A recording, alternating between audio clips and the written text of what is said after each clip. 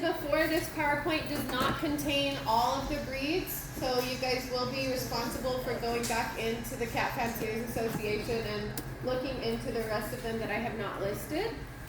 The ones that I've listed and most of the others, they are, like I mentioned last time, pretty distinguishable from one another, but there may be a few once you guys start looking at the website that are a little bit more similar, so don't be scared to ask questions once you start to explore those other breeds, okay? I really would like to try to get through this today, so please ask questions if you need to, but also let's just try to get to the end. We're on slide 29 right now, so we'll be starting on slide 30, and there's 86. I finished in the morning class with enough time to cover cat restraint and a little bit of dog restraint as far as blood draws go. So I really would like to keep you guys on the same page as the other class, right? So is this where we stopped, right? This was our last slide? Yeah. On the Burmese? Okay. So our next breed for today is going to be the Cornish Rex. This one is a cutie. Any cat breed with the word Rex in its name is going to mean that they have this curly coat. So the two most common are this one, the Cornish Rex, and then there's another one called the Devon Rex, D-E-V-O-N. Those are the two main curly coated breeds. You guys will be able to look into that Devon Rex on the website later on. So some info on our Cornish Rex. As I mentioned, that Rex meaning curly coated.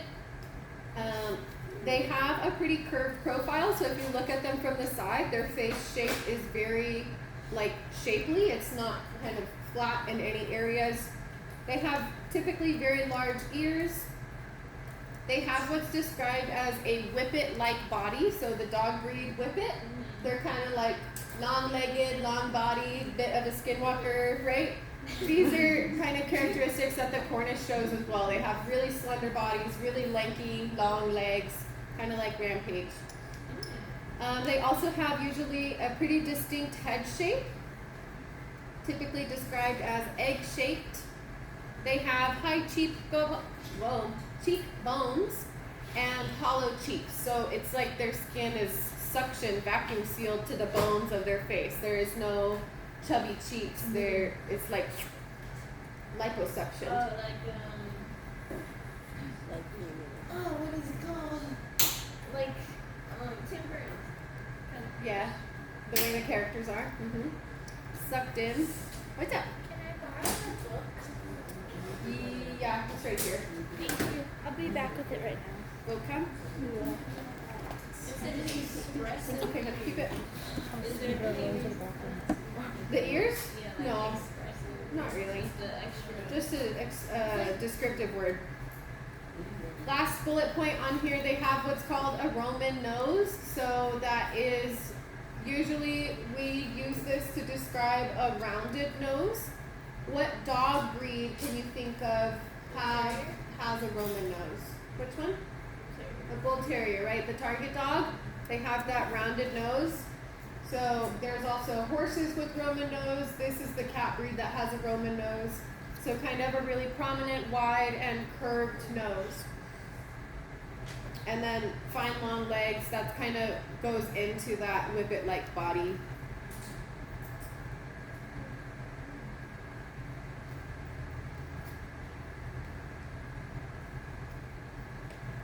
Are there other cats with the egg-shaped head? The Devon looks pretty similar to this one. The hairless one also looks like that. I feel like they can because they're lacking the hair. The skin is already going to be a lot closer to the face. The Sphinx and even a Siamese kind of have that same-ish head shape. What color eyes are these usually? They can have varying colors of eyes. So they're most you can distinguish them from the egg Show me thumbs when you're ready to keep going, guys. Yes, Zoe. So are the Devon Rex and the Cornish Rex the only ones that have curly coat? I think recognized, yes. Okay.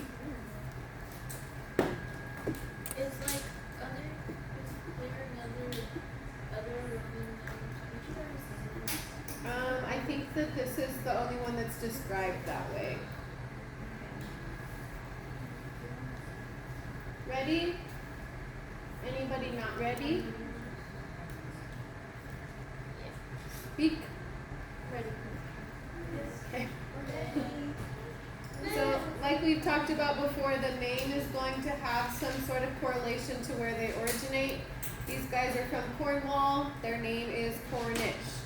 So they originated around 1950. And as cute as these guys are, they actually were bred through inbreeding. So there was a kitten, a little male kitten, who came out with a curly coat. They then bred that male kitten with his own mother to increase the number of curly-coated cats. So this is called inbreeding. Does anybody know kind of the risks of this or what complications could come of it? Isn't that like more chances than like their immune system being lower? It could affect the immune system. What else?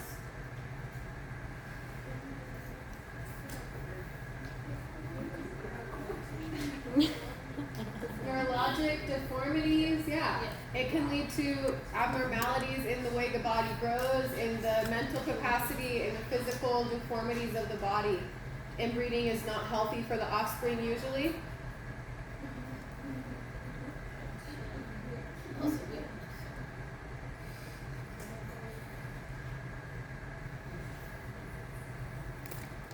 Yes, Jocelyn?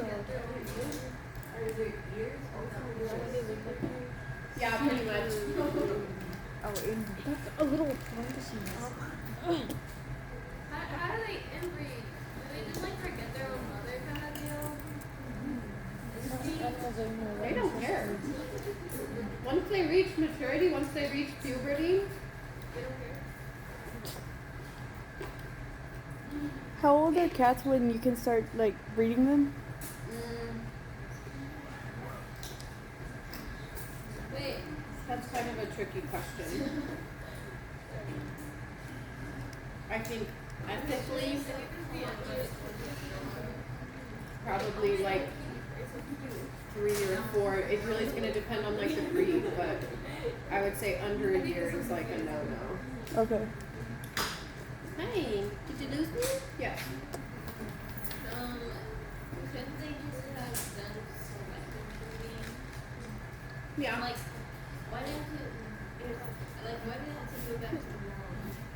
Couldn't they have why didn't know that? If you think about, right, 1950. Oh, yeah. We're in 1950. They maybe didn't have that knowledge yet, and their first, they have a little kitten that comes out looking like that, and they're like, oh my god, like we love that trait.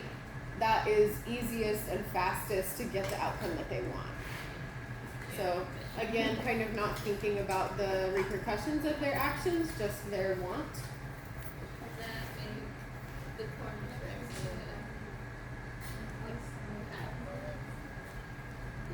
Make it what? Does that make the Cornish Rex have more health concerns? Not necessarily. I think they've been bred so long now that they are kind of like, they exist now. They've not been continually inbred. So if it was like generation on generation of inbreeding, then it would cause a lot more health problems in every offspring. But I think just because of that original inbreeding, they've kind of like leveled out now, if you will. Like it is a breed, and so they don't have like a super influx of health concerns that other cats have. Okay, ready? Some health concerns for these guys. The HCM. Does anyone remember what that stands for? Sylvia P. Hypertrophic cardiomyopathy. So that heart disorder. We have patellar luxation. We've already talked about that one. And these guys are prone to sunburn. So because of that curly coat, they kind of have finer hair.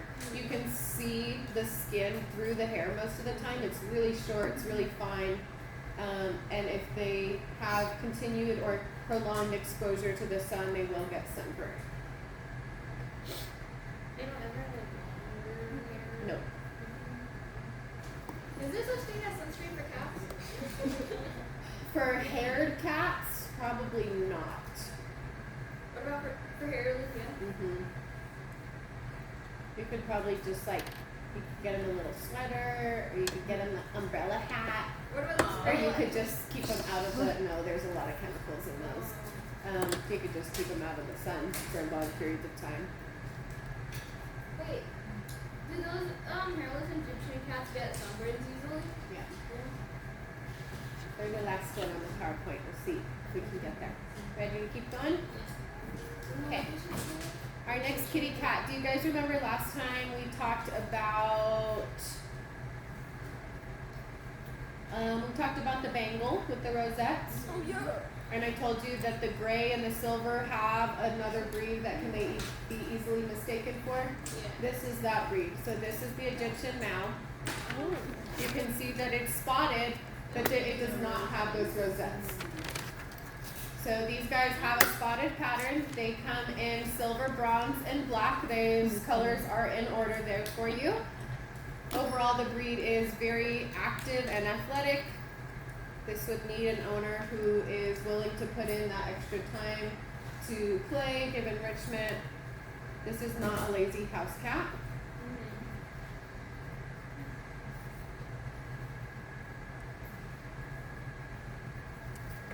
Wait, how come it's not considered blue? Like the Which one? The silver or the black? or yeah. I mean, when we use the word blue, it's a very like distinct shade of gray. I think this is much too light to be considered blue, and this is too dark to be considered blue. And then the spotted. Or oh yeah. That's what it says.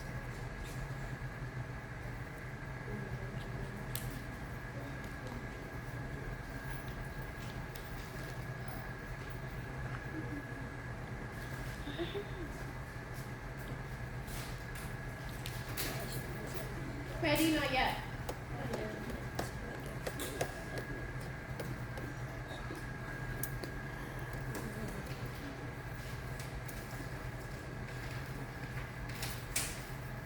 Do they ever have like,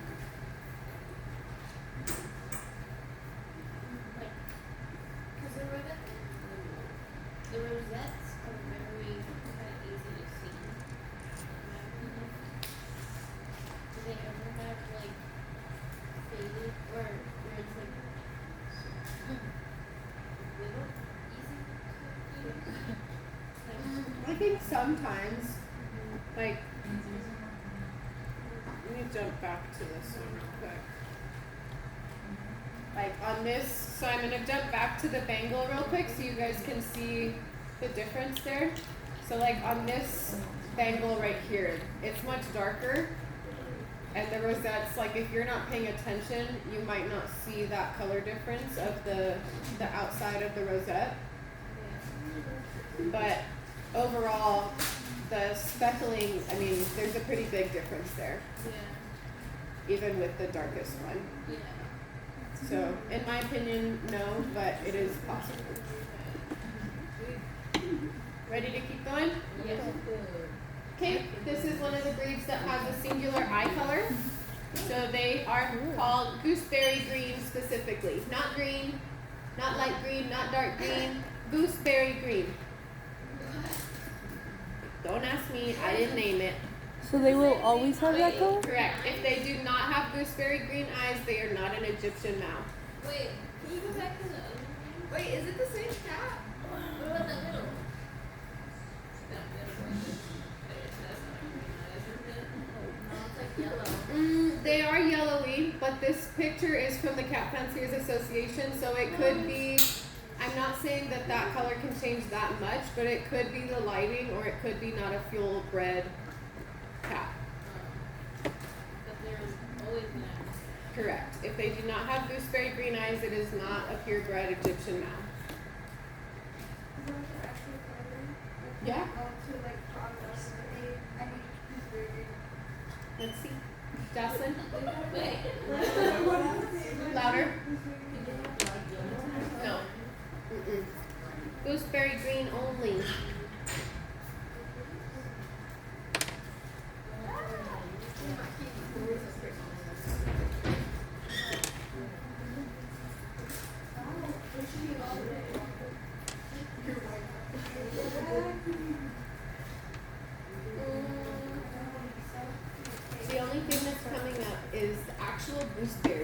and cat's eyeballs. So I'm gonna say probably not like manufactured wise, but I mean, that sounds like a pretty interesting flavor. If they were this is what gooseberries look like. Here, I'll put it on here. What were you gonna say, hon? I was gonna ask if gooseberries actually look like Gooseberry. Oh yeah. They look like grapes. They look like grapes and beets. That's the picture I was trying to show you. I'm gonna bring those gooseberries. I don't know.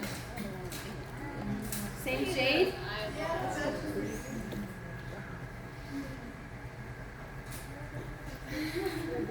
Yeah? Yeah.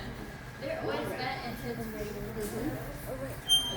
So, if there's any other varying green, then it's not just very green. Correct. Yeah, it's just like vibrant. Correct. You can go to the silver I cat. suppose. Okay. But Which one? This, the side of the silver, yeah, or the silver Egyptian.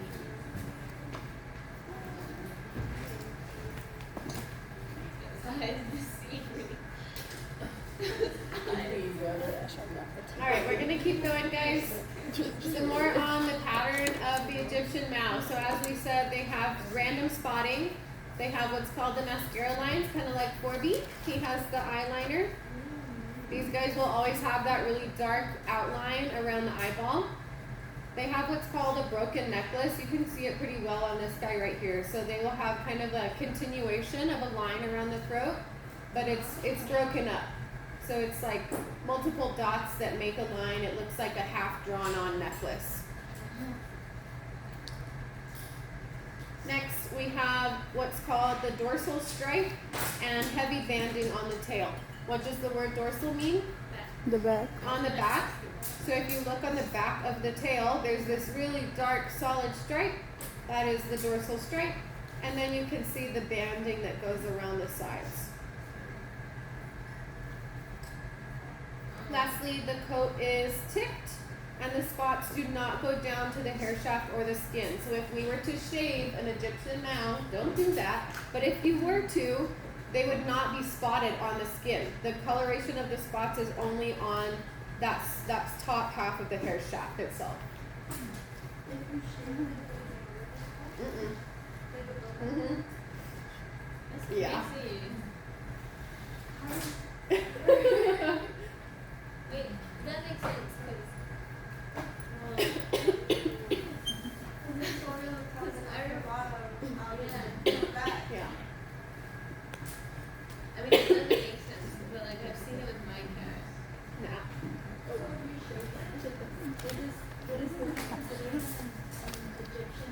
Yeah, but like if I shaved it and then gave it to you, like you would have no way of knowing until the hair grew back. Months, 3-4 months. Yeah. Are there other cats that have the same like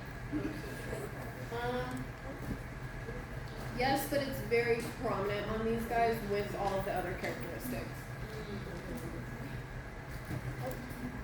Ready to keep going or not yet? Zoe? So the line on their back, is that also called a dorsal stripe, or? It could be, but that might not be as prominent or like continuous as when it starts on the tail. Okay. It should always be really, really dark on the tail. Okay. and you probably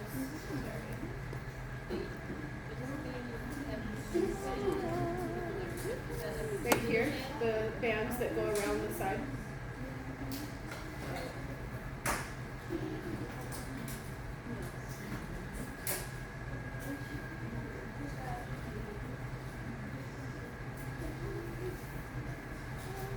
Other questions?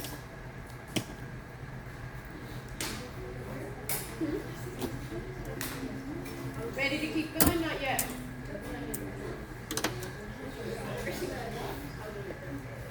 We sat outside for 10 minutes and we should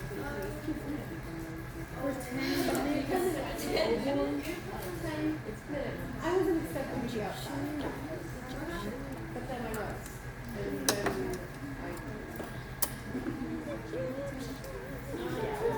I was all the way like an hour and a half away in Las Cruces yesterday. I didn't get home until like 9. Helping my friend. No. Oh, everybody thank Sophia. She watered your plants on Friday. Also, if we have time, you guys can go down there and water them today. I do want to let you guys know right now that there are 2 kittens in a box in the greenhouse. They found them this morning. This is not the first time the kittens have been had down there. There is a mama cat, so when you guys go down there, if they are still there, do not touch the kittens. If you touch the kittens and mama smells you on them, she's not going to take care of them anymore. Right now, she's taking care of them. They're healthy. They're sleeping. So if you guys see them, please leave them alone, okay? If we see them screaming or if something's wrong with them, I will step in. But for right now, we need to leave them alone. Justin. Yeah. The mom, that's, like I said, that's not the first time the kittens have been had over there, so I know she stays over there. She hid when they first got in there, and then when they were leaving, she started hissing. She came out and started hissing at them. So I want everyone to be aware of it, okay? Are you ready to keep going? Yes. Okay. Health concerns of the Mao. They have that luxating patella, like we talked about. They are prone to what's called dystocia. Dystocia explains or describes any sort of difficulty during birth. So whether that be the fetus kind of getting stuck, obstructed labor, any sort of difficulty during birth, these guys are prone to that. They also are prone to feline asthma and that HCM that we've talked about. Who can describe to me what an HCM does? Sophia P. Sorry, you can finish doing it if you want. Good. Enlargement of the tissue or inflammation of the tissue on the left ventricle of the heart, leading to difficulties with the heart actually pumping body throughout the pumping blood throughout the whole body, not pumping body. That doesn't make any sense.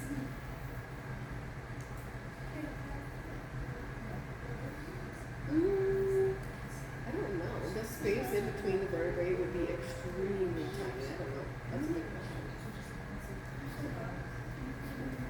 I don't know that I've ever seen it used that way. They'll receive epinephrine in an emergency, but I don't think that I've ever seen epidural.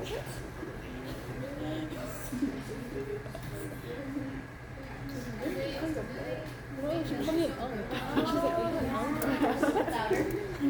Because prone, what? Sorry. Because I was trying to figure out how to say this, but because we're so prone to getting dissociative, do they have like specific medications or specific doctors that are usually there for labor? Not necessarily medications or doctors, but with that knowledge in mind, they might just go ahead and do a C-section without even trying to let the cat give natural birth.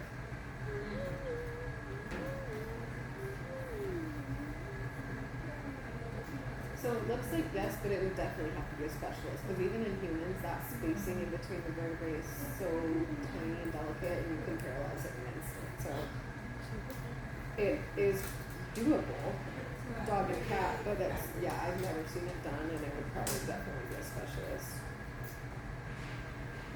Wait, so people that do that, the epidurals, that's their only job, just like inject?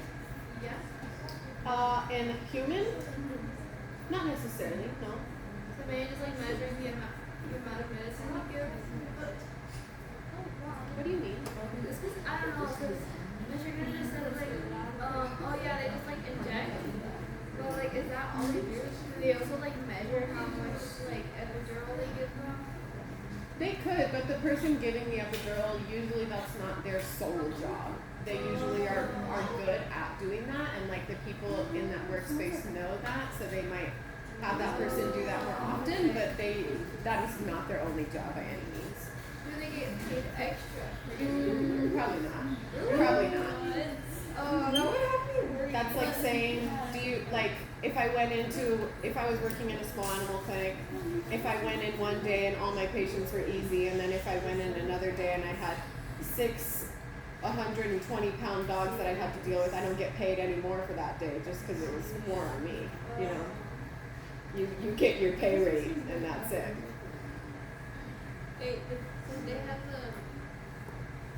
but their job is It is very risky, yeah. But most of the time, the person doing the epidural is the doctor anyway. So everything they do is risky. Yes, ma'am. Like, since it has trouble, like you said that they would usually just automatically do a C-section. Would that, Smash. would after the cat was having a birth, would that have complications the next time it had a C-section? No, you can have multiple C-sections with no problem. It's the only thing that's going to change is that there will be developed scar tissue. So usually they might opt to cut in the exact same spot or shift a little bit above or below to not damage it even more. It will build up and get really stiff, thick tissue. Any other questions right now? Okay, we're gonna keep going. The next kitty cat, this one's also a cutie. This is the exotic. So this is one of 2 cats that are brachycephalic. What does that mean? Squishy face, right? These guys have the swoosh face. Exotics can come in short or long hair, regardless, they are brachycephalic. Now, let's see. I don't think so. I think he's a Persian, but I'll double check.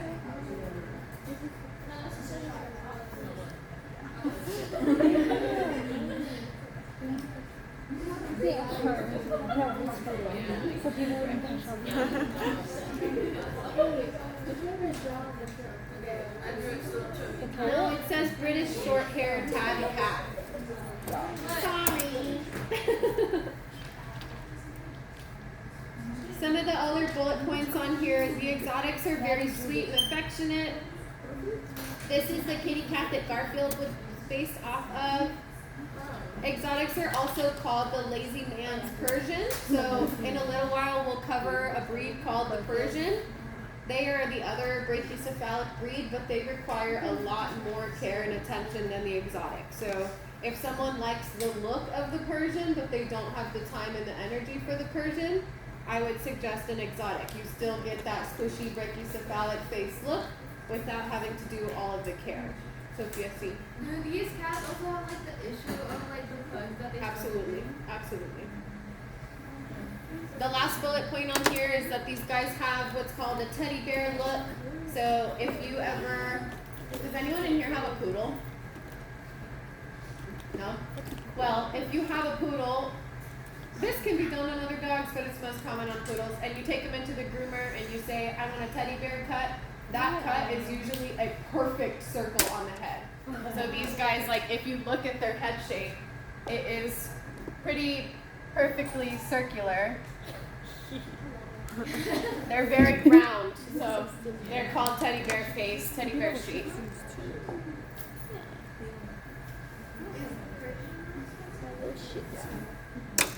I think so. Yeah. So what's the point of having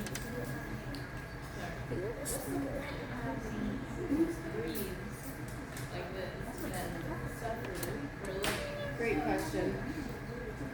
I would like to smack every single French bulldog breeder in the whole world. I don't know the purpose. There is no purpose. They know it is a fact that the brachycephalic breeds, dog or cat, they have health problems. They are not naturally healthy animals because of how much genetic mutation has happened to them. There's no purpose to continue to breed them that way. I don't know why people do that. They're the There funniest. are breeders who have tried to start to change that evolution back to more of the open nares and the more extended jaw. Like if you look at a very old Boston Terrier, an older French Bulldog, they didn't have that extreme brachycephalic. So I don't know why people do that. I would stop it if I could, but it is what it is. Ready? Not yet. Okay. These guys have, as you asked, respiratory issues. Because of that brachycephalicness, they are bound to have respiratory problems, plethora of respiratory problems. Because of that squish face, usually they have an excessive amount of tearing or nasal discharge. That means you have to clean their face, their little wrinkles or their rolls. They have what's called polycystic kidney disease. I don't think we've gone over that one yet. So there's a diagram for you guys here. Poly meaning many and cystic meaning cysts. Many cysts, pus-filled sacs will develop on the kidney, leading to kidney deterioration, kidney failure. The other one on there is the progressive retinal atrophy, that progression of the eyeball kind of losing its function over time. Garfield is Wait. probably the red right. That's like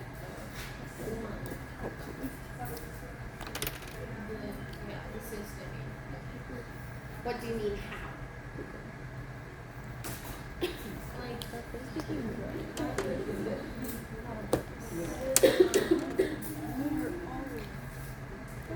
what causes it? Or what about the exotic that makes it? It's genetic. They're susceptible to it. Just like any other cyst forms, it's an accumulation of dying white blood cells. It's full of pus. So an infection, kind of.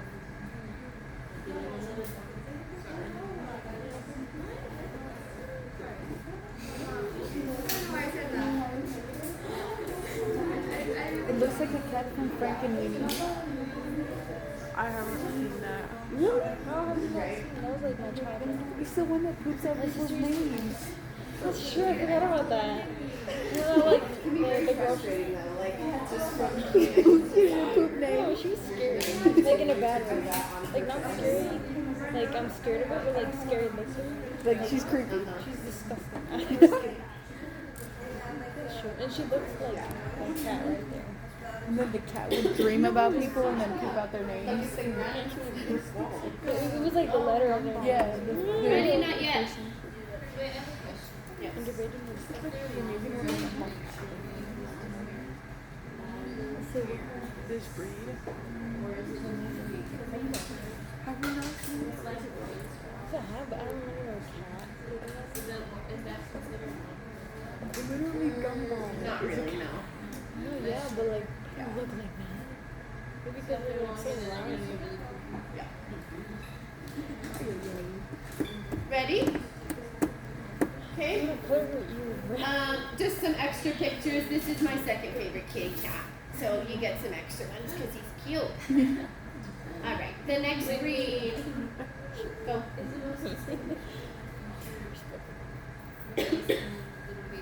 Yeah. Next breed. Sorry. Go.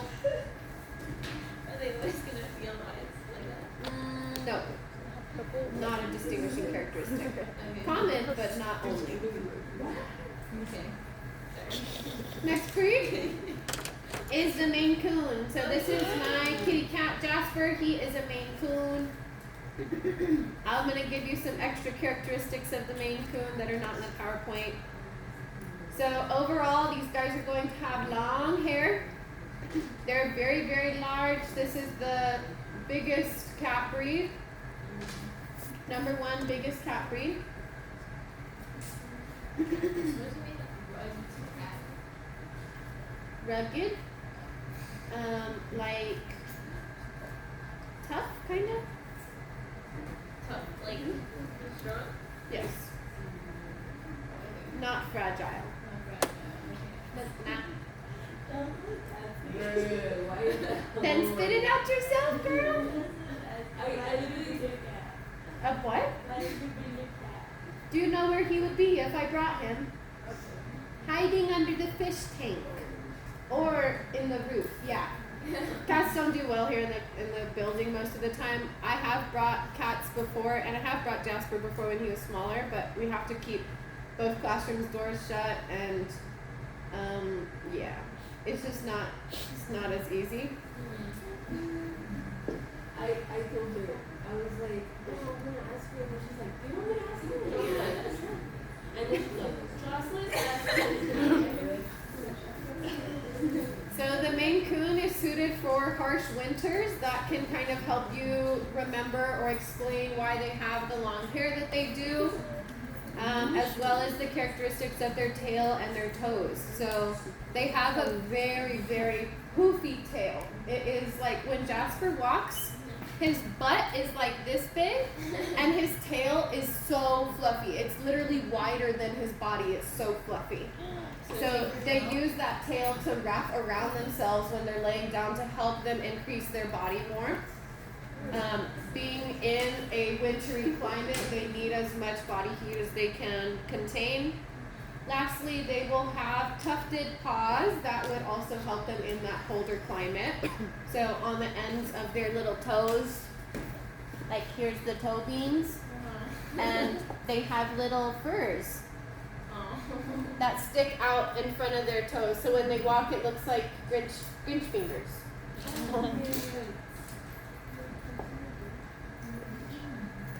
Some other characteristics, Maine Coons typically are very dog-like. They act like dogs, and they are water-loving. Jasper tries to get into the bathtub all the time. He's also very, fearful. Fearless. Sorry. If there's, a burning candle, he will just, he's not scared of anything. When Rampage is barking behind the door, he will run to the door. Elena? He's orange. What? Not quite, because he's only about a year old. We'll get to some more info on them, but the larger breeds, they take a longer time to reach their full size. So he kind of looks like that, but I'll try to show you guys a picture if we have time. I'll upload it. Probably, honestly. What else? Zoe? When you groom them, you know how with Thor you had to shave the bottom of his paws? Do you shave their paws too? Or? You can, but they're very anal about cleaning themselves, so most of the time it doesn't decrease their grip as much as it does in dogs. Mm-hmm. It's not necessary, but you could. I don't. Joanna first? the tail, does it start here and then it tapers I'll try to get a picture of his tail to show you guys better from the back. It's I don't think I can draw it very well right now, but here's his butt, and his tail's very, very floof. Is it kind of like how I drew it right here? Yeah, I'd say that's a good representation. Do they typically That was have- horrendous. What color eyes do they have? It can vary. Jocelyn? So what color would your cat be? What do you mean? What color would he be? Like the official color? Because you know that, You know how I have two questions in the test about the colors? The About dog? chocolate Yeah. and then the He would be an orange tabby.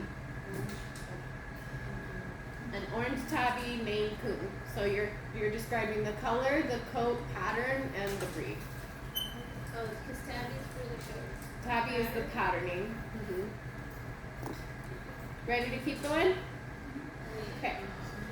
Some more characteristics. We already know these guys are large. As I said, the biggest cat breed. They are well tufted, so they have those tufts on their paws. They also have tufts on their ears. You guys can see them very distinctly right here. They will always have that extension of fur above the ear. Inside, very fluffy, and on the tip of the outside. So that is what is being described by ear furnishings. That is the extra tufts on the ear, kind of like ear decorations, if you will. Like the ones that go up to the base. It's more so describing these, but they do have extra fluff here as well.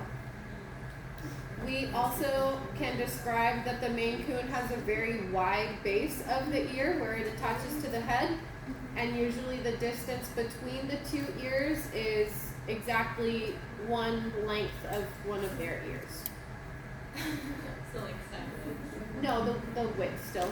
Oh, so if you were to do this. Like if there was a third ear, it would fit perfectly right here. Okay. I was saying, is there like a wildcat that has name Coon in their name? Or I don't think so. I think I was thinking because when you were talking about the ear furnishings, that's all. It reminded me of a wildcat, and I think the wildcat would be good for sports. I don't know. Yeah. I don't know.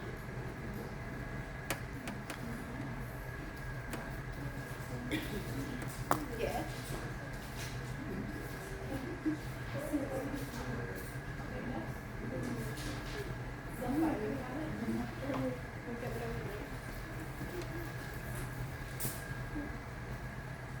I'll have to take a better picture of Jasper for you guys.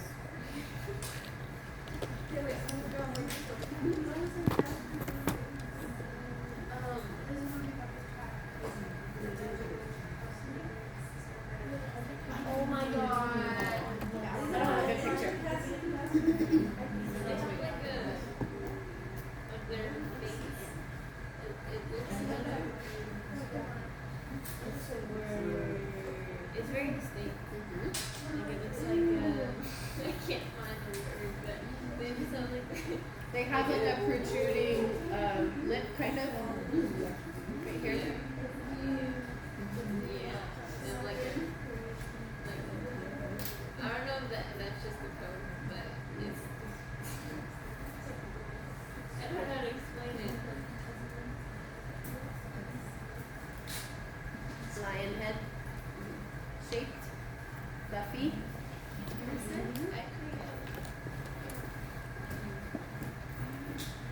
Oh, you guys are gonna have to wait 2 seconds while I take attendance before I get in trouble.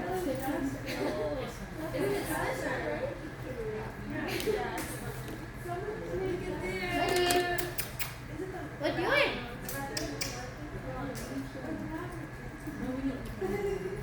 What doing? Hi. Kira and I were listening.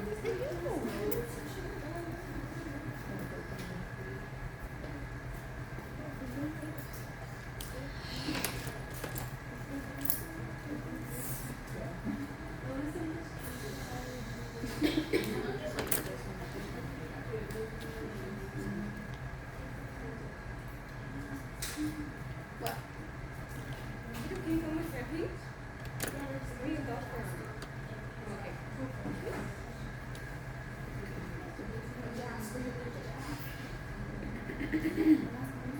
All right, we keep going.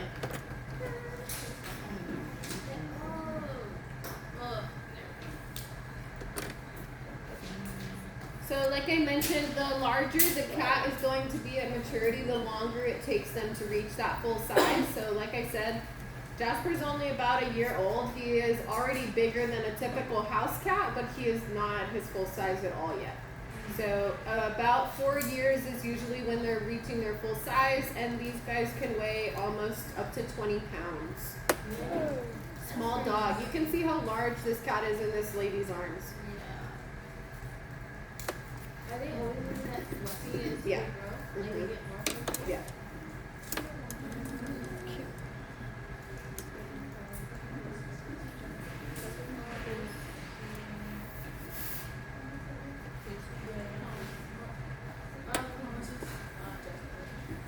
Way? I don't know.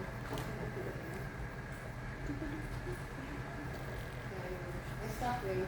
Thanks. You got. I'm not baby. Joanna. Because it takes so long to reach it they can wait to get You can.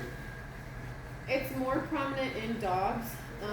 Like you want them to get the most amount of hormone possible to get the biggest that they can. So you might like stunt the growth if you neuter them at like 6 months old.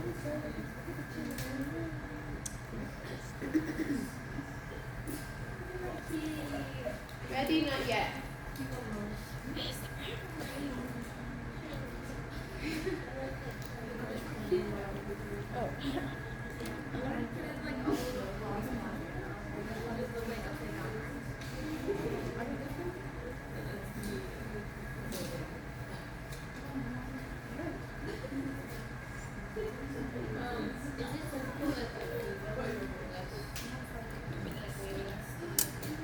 Not necessarily. They're pretty up there, yeah. Some health concerns, guys, of the Maine Coon.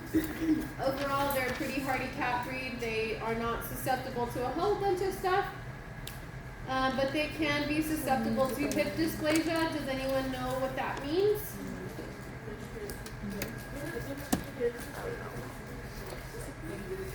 Kind of. So the hip is not in the right spot, right? Yeah. To say it easily.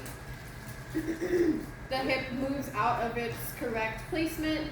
We have the HCM on there. We have the polycystic kidney disease that you guys saw the diagram for on the recent breed. This one you guys haven't seen yet, spinal muscular atrophy. So using your context clues again, we can determine that this affects the spine, the muscles on the side of the spine, and that they are decaying over time. The next one on there is stomatitis. I have a little arrow for you guys because this picture is a good representation of this. Usually stomatitis is referring to the inflammation and the redness of the mucous membranes themselves. So you guys can see how bright pink and upset the gum area is.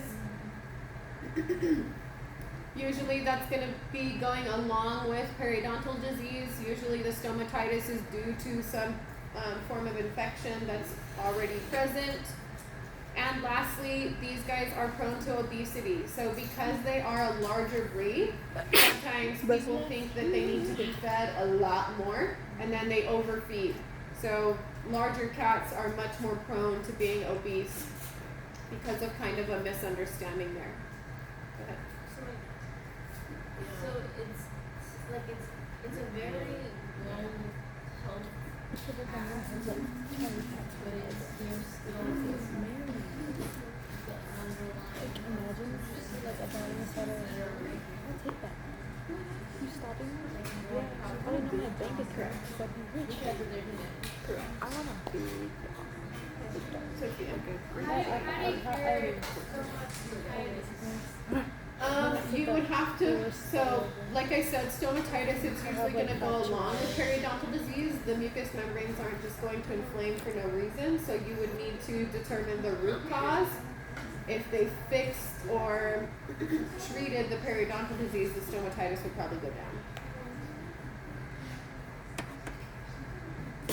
You could think of it like, Sophia, like if I were to get sick and then my lymph nodes swelled up, like the lymph nodes aren't going to stop being swollen until the sickness goes away. Like a secondary. I'm like, it's not too many.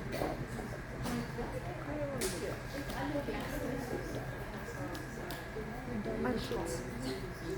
Yes. That was a joke. It can never be done. Sure, I want to do it.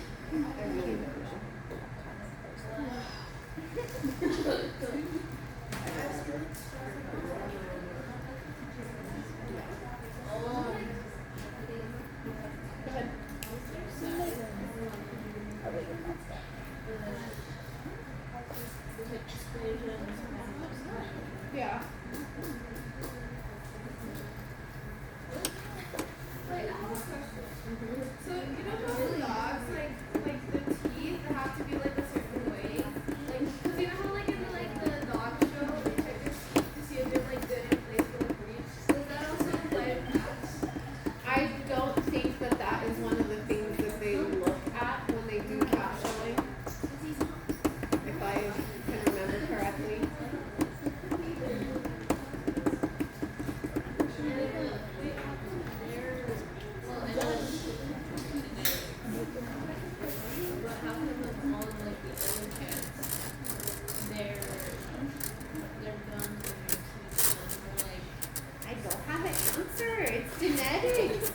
susceptibility.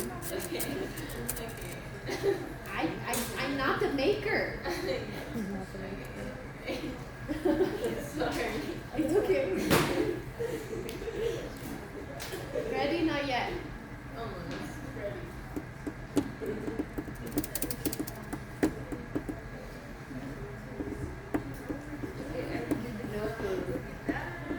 I hate cat sounds. It feels so weird when they lick you. I don't think I've ever touched a cat. A cat? Probably that then, if I could assume. Or like held it over. Have you ever been licked by a cat? I don't think licked, but touched me. I think I've probably maybe like touched a cat. I don't think I've ever like interacted with a cat. I don't know. Ready? Yeah. This is just a slide with some photos to show you Maine Coons in some different colorations, That's different ages, right? different ages. I can't say that for sure, but yes, this looks like a younger kitty cat specifically here. Like a more adult cat. Alrighty, next breed is the Manx. What's missing? What's No tail! Manx do not have tails. Most of the time they're going to have no tail whatsoever, Do they dock them? but they can have varying lengths of tail. What was Do your they dock question? the tails or are they born like that? They're born like that. Genetic. So the tail, it's never full time, but it can like have Correct. Yes. Manx. So the Manx is one of the working cat breeds. These guys originated on the Isle of Man. So again, that little bit of correlation. Isle of Man, they are called the Manx. The taillessness is caused by a mutation, so genetic mutation. But like I said, they can have varying degrees of tail length. So they all have the gene to have a full tail, but most of them will not be born with a tail at all. To be considered a true Manx through the Cat Fanciers Association, they have to have no tail. So there's a specific competition in the Cat Fanciers Association called Rumpy, and it's for the Manx. If they have any tail at all, they don't qualify for that competition. Yes, Zoe. So if they're born with like a short tail, do they dock it? Usually no. Okay, so they just leave them like that. Wait, so they can have Yeah.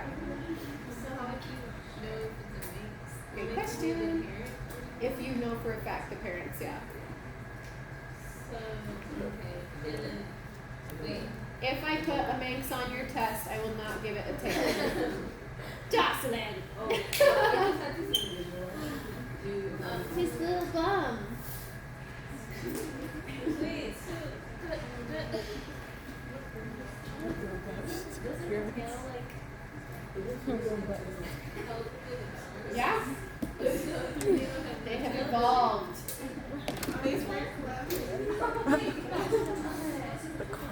So the Manx can be long or short haired. This is one of the breeds that actually has a double coat. So they will have two different textures of hair, kind of like Thor. If you move that top layer, you can see and feel the different layer underneath. This is not a color change on the hair shaft. This is actual two double coats. wait, how do you like does it look visually? Yeah, I mean, if you look at Thor and you move his hair in the opposite direction, you can see the different hair. You can see it visually and you can feel it. Whereas like when one just the half hair shaft. You can Correct. still see the It's just color.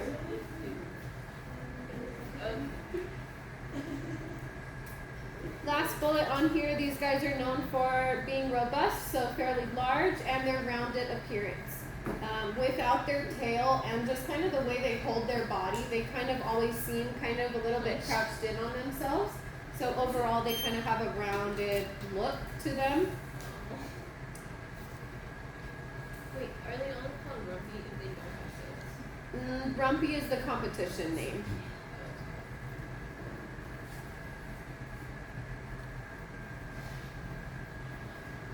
That rounded appearance, we'll talk about it on the next slide, but that rounded appearance, they don't really help themselves by they have longer back legs than they do front legs. We'll talk about it on the next slide, but they also will tend to kind of bend at the elbows, so they really seem diagonal when they're standing.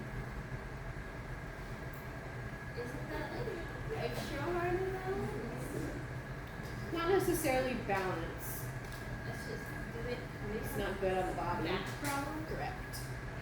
Because as soon as I saw it, I thought like much better.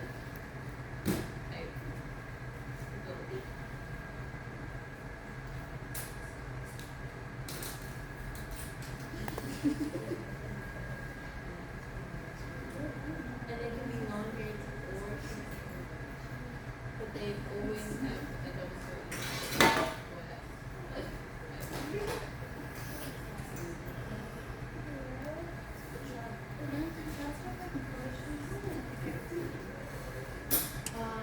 Yes. There's one that we're going to talk about.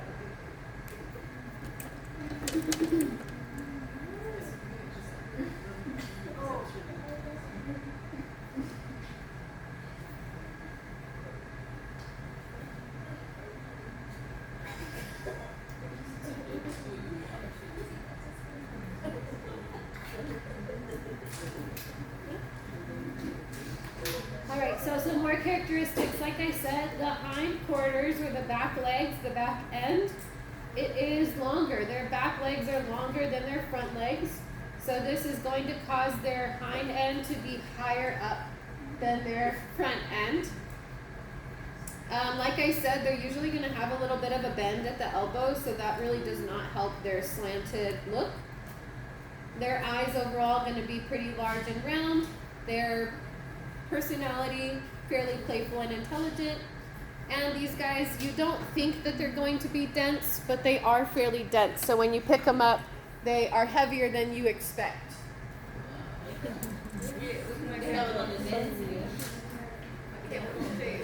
I'm just trying to create that. I spelled shoulders wrong. What in the world is that, bro? Who wants a short stubby top? Actually, he's kind of cute. But like, what do it look like? He looks like he's eating. That cat looks like it's ready to sit down. He's raising his butt to like plop it down.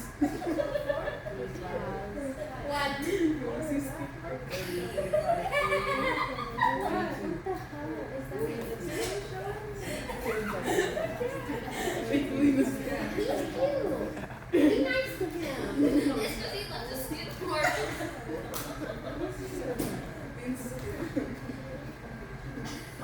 Ready? Not yet.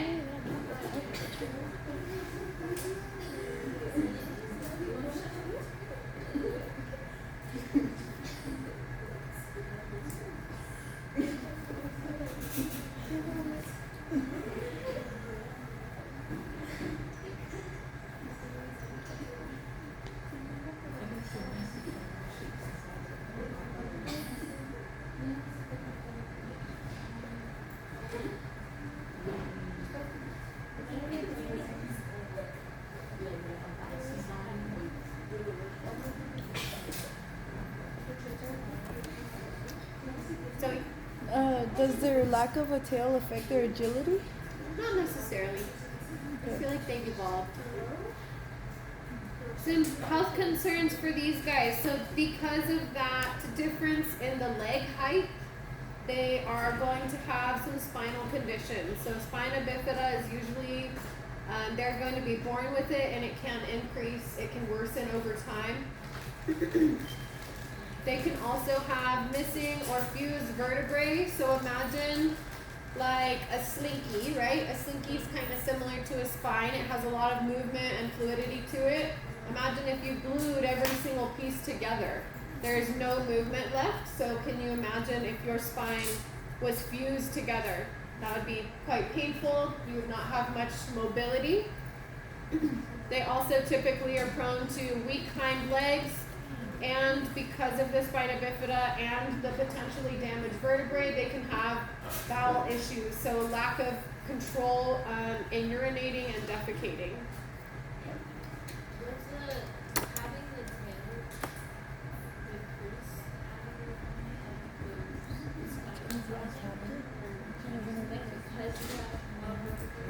I don't think it's from the tail, more so the leg length. just the way that their legs are. Yeah. Because the spine is constantly like this.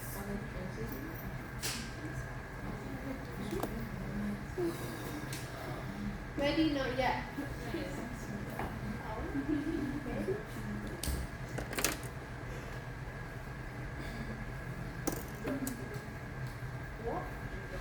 No, one of the girls in the morning, she makes me drawing like every day.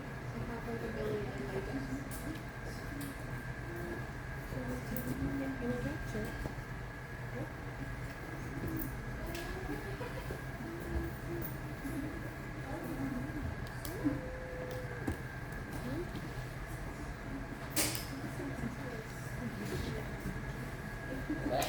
I thought you were about to put me, but I don't know how to feel anymore.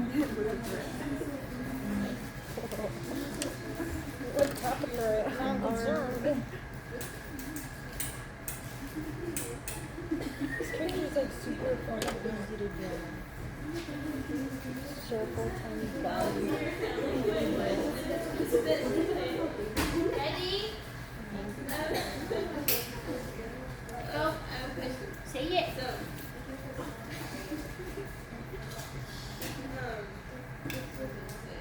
okay, so they're naturally born just extra short, extra long.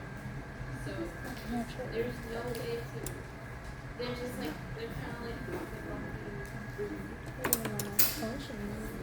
Brachyscalp.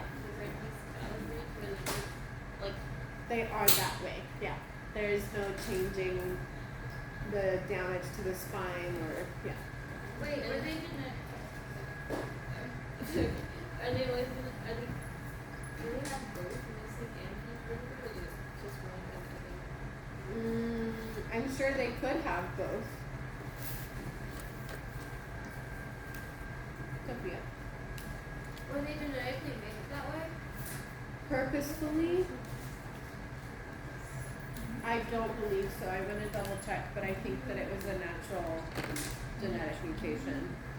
What if they naturally just? What if they naturally die out due to like if humans didn't keep it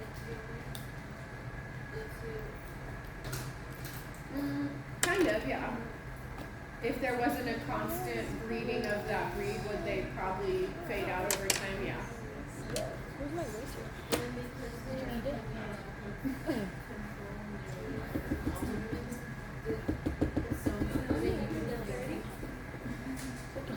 Skin away and it's messy. Look at random dots.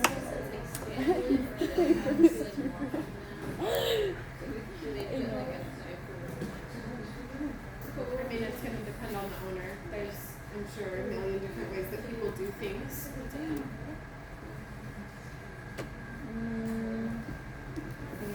Oh, do you know how to get it? I think the news are off this time. Or maybe? I think so. They're crying. Close the door. Because he's like, I can let him out. Ready? Not yet. Go. Next breed is the Aussie cat. We have another spotted kitty cat, but again, there is a lack of rosettes. So it's called an Aussie cat because it most similarly resembles an ocelot. It was created out of experimentation. Oh, you're cold. Is it chilly in here? Okay, that one looks like the Bengal. Like a lot more. Well, they have That's those an actual actual ocelot. No rosettes. Oh, okay. An ocelot? Yes. This is not the actual cat on this photo. This one is. This one is not. This is an ocelot. This is an Aussie cat. Oh, okay, that's It's really a whole different animal. Yeah, it's okay. The Aussie cat has short hair. Yeah. Is it actually?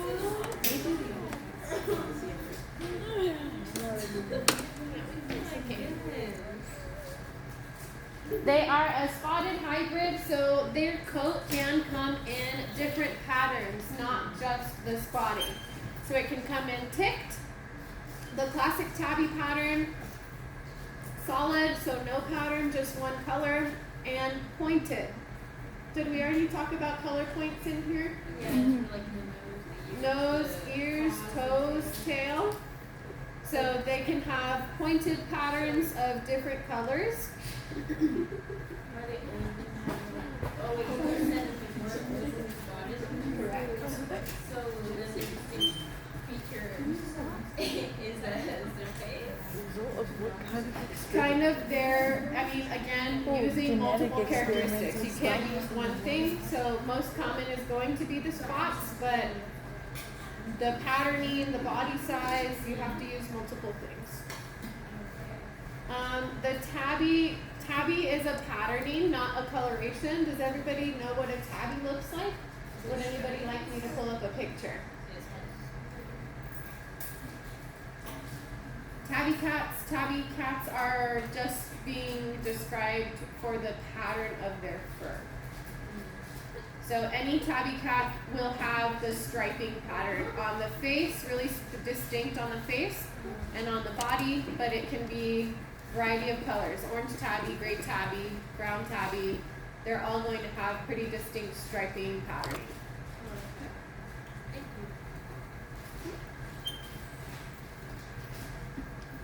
These guys are strong, active, social, and like I said, in the 1960s, they were born out of experimentation.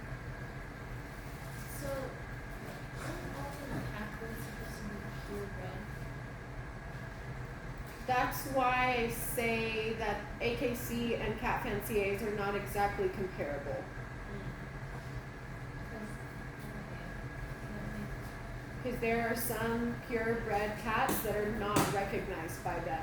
And then this guy, like, there are some man-made breed that they do recognize. So, I mean, there still is that kind of organization that has recognition, but I don't think that they are similar to the AKC organization. They're very different, the way they run and the way they recognize breeds and groupings and all that.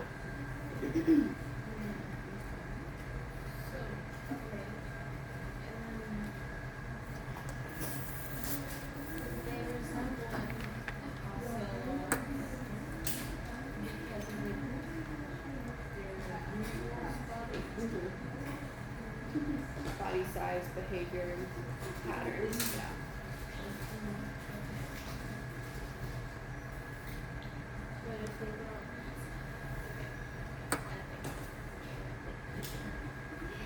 Ready? Not ready.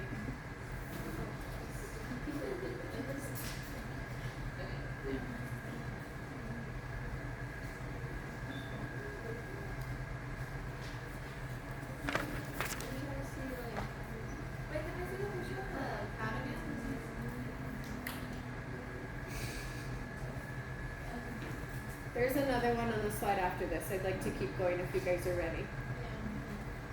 Okay, so these guys' spots, they're not random like the Egyptian Mao. The Egyptian Mao can have varying sizes of spots. Typically, the Aussie cat is going to have a consistent shape and size of spots. So they're usually called thumbprints. So it's like if you were to dip your thumb in paint and just press that shape over and over and over again. Their dominant colors, or the most common colors, are all going to be shades of brown, so from tawny to chocolate to cinnamon. They're either always going to be green. Nope. So, okay, one question. If it's a nose spot, how do you know that that's an Unless you know the parents specifically, based on looks, you would not be able to say 100% certainty that that's an Aussie cat. That's why I explain, like in clinics, we don't use cat breeds. Because there's, without certainty, there's no point. Okay. So when we're studying this, we want to I want you guys to study the most common representation of these cat breeds to identify them. I'm not going to try to trick you guys on the test. I'm not going to put an Aussie cat with no spots. I'm not going to put a Manx with a tail. I'm not going to try to trick you guys. So study the really prominent known characteristics of the animals.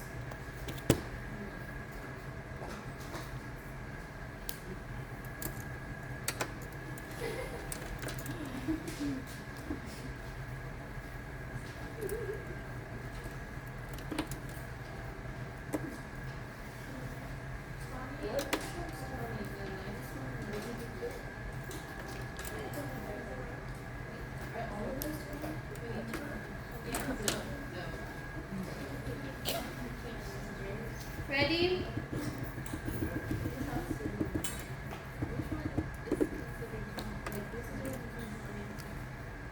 I want you to look at pictures.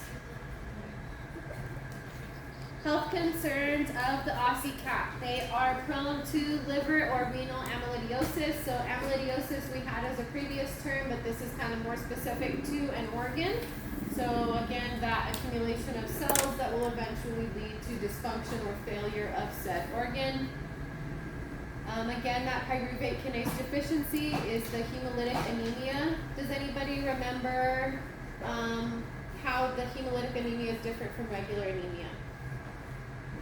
Sophia P? Yeah, good. Thank you. This morning when I asked, everybody was like, I had never said a word in my life explaining it at all. Hemolytic anemia is different from regular anemia in that typical anemia is a lack of red blood cells. They just don't exist. Hemolytic anemia, they're there, but they destroy themselves too early. They end their life early. They have a defective life cycle. Lastly, the HCM on there, that heart disorder again. I have one picture after this with the Egyptian Mal and the Aussie cat right next to each other, so you can kind of see the difference in the spotting, the consistency of the spotting, and you can really see differences in the head shape as well.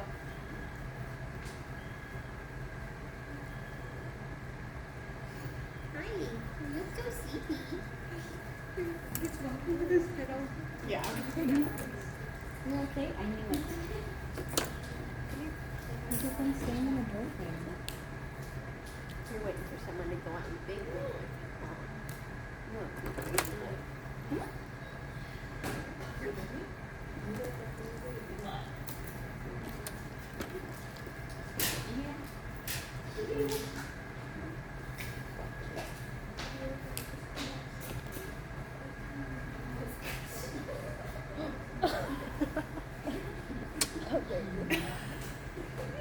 Immediately no.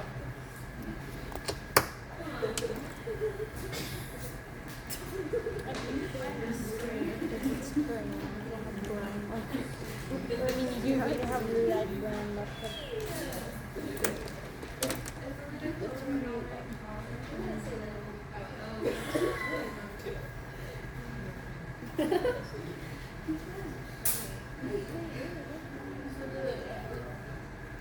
That was a good one. Do the left, Emrith. Try to the left side.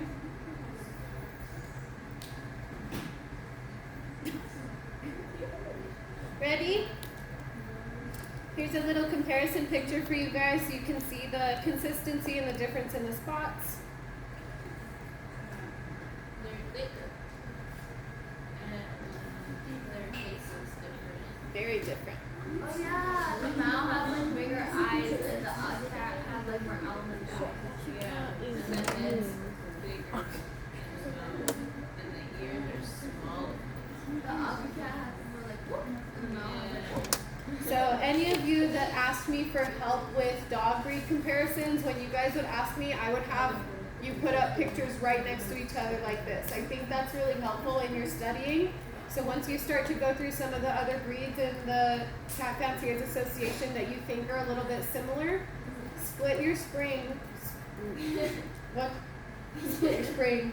split your screen so that the pictures are right next to each other, you can really see different characteristics when they're right there next to each other instead of clicking back and forth. Next breed, the Persian. What's the lazy man's Persian? Which breed was that? The exotic. The exotic, right? So this is the Persian. This is the other brachycephalic cat breed, but this requires a lot more care and a lot more attention. We'll get there. Good like that.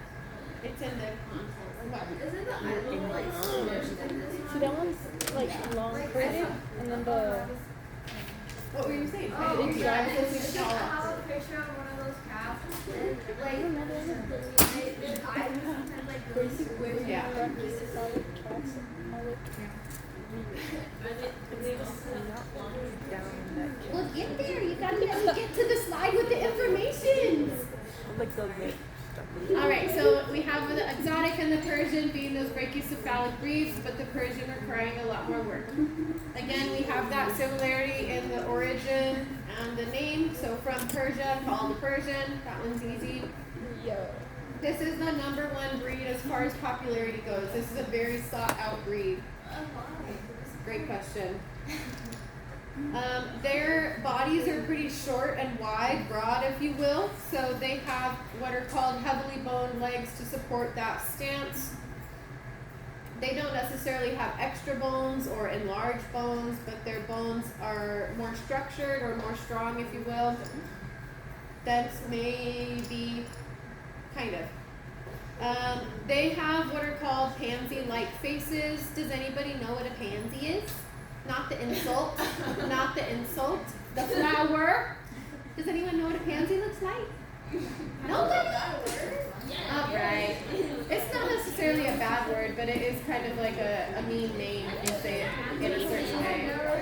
I've never heard of it. What is it? All right. Don't go around calling people pansies, okay? They won't like you after that. So this is a pansy flower. The way that the petaling and the coloration is usually why we compare their little faces. So kind of, I think it's mostly the lips and like the nose that makes this center point right here. So that kind of center point right in the middle and then those big lippy areas.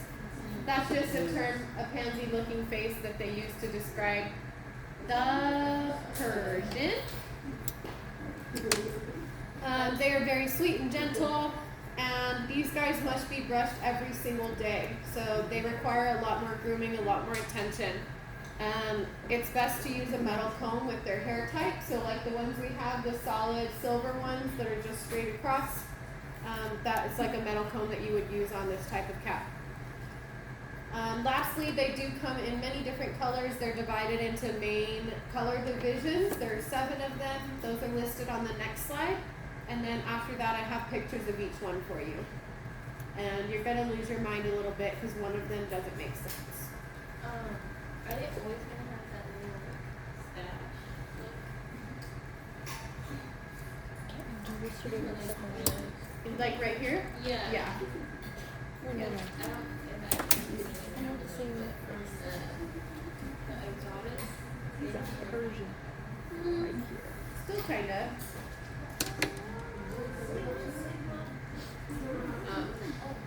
But it's different. It is different, yeah. More droopy right here. Yeah. What was I going to check? What was I checking? We don't know. Here. Hang on.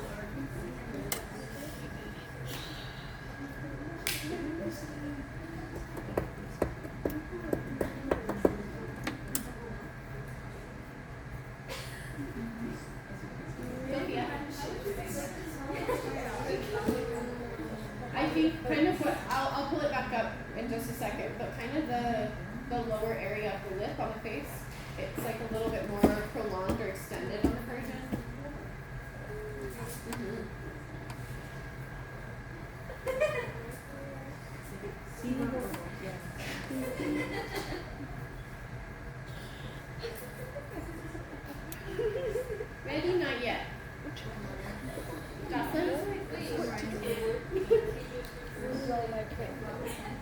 Yeah. In this instance, yes, it's being described as looking like that flower, kind of the shape that the flower makes. Where your nose squishes up and move it. It is an offensive word. I've never heard that word being offensive. There's a very like select group of a type of person that would use that word. And there's not very many people that are like that in El Paso. I have heard that word in a very hick town.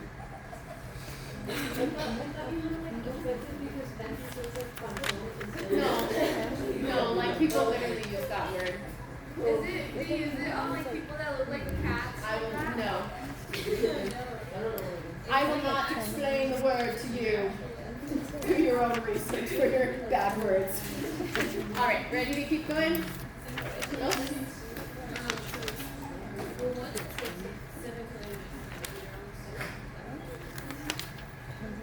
Yes.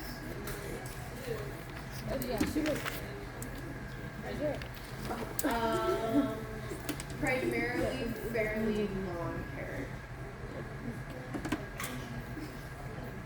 All right, the color divisions are listed on this next slide. Oh, I'm going to jump back for you, Sophia P, real quick so you can see these big pictures. So,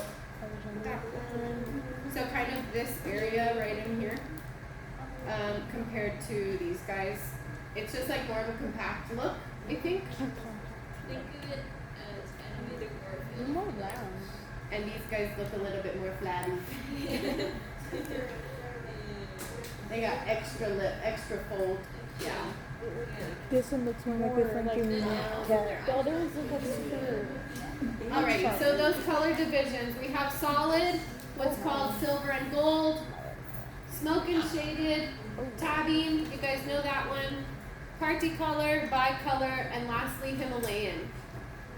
The Himalayan coloration used to be an entirely separate breed because it was so popular. It was the most popular of all the Persians, but now it's just a color division because it's still a Persian. It's the same breed. So what does that look like? Well, I'll get there. The pictures are on the next slide. The Himalayans can come in a variety of color points. So again, they're going to have that darker nose, ears, toes, or tail. They can have all of them or some of them, but the color can change. So maybe gray, maybe brown. On the next slide, I have pictures of all of these color divisions.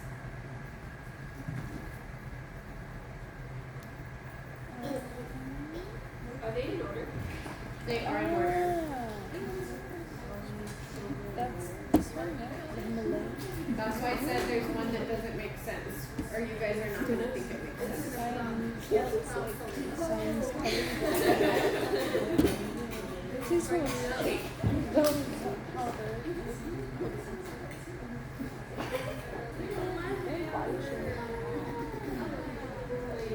Oh my god, you hear that crack? Do you want her?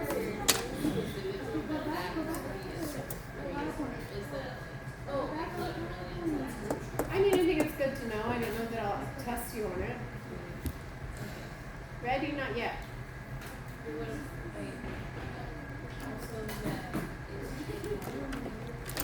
Yeah. Do